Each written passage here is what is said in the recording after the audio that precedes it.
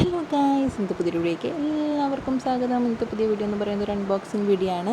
സാധാരണയായിട്ട് unboxing video ചെയ്യുന്നത് തന്നെ ഭാവിക്ക് എന്തെങ്കിലും സാധനം വാങ്ങിക്കുമ്പോഴായിരിക്കും. പക്ഷേ ഇന്നത്തെ അൺബോക്സിങ് വീഡിയോ എന്ന് പറഞ്ഞാൽ എനിക്കാണ്. ഞാനൊരു ടോപ്പ് ഓർഡർ ചെയ്തതാണ്. സാധാരണ നമ്മൾ ഫ്ലിപ്കാർട്ടിൽ നിന്നാണ് സാധനങ്ങളൊക്കെ വാങ്ങിക്കാറ്. റീസൺ എന്താണെന്ന് വെച്ച് കഴിഞ്ഞാൽ അവിടെ ഇത്തിരി ഓഫറുണ്ട്. വാവയുടെ സാധനങ്ങൾ ഐറ്റംസുകൾക്കൊക്കെ വേണ്ടിയിട്ട് ഇത്തിരി കൂടി ഓഫറുണ്ട്.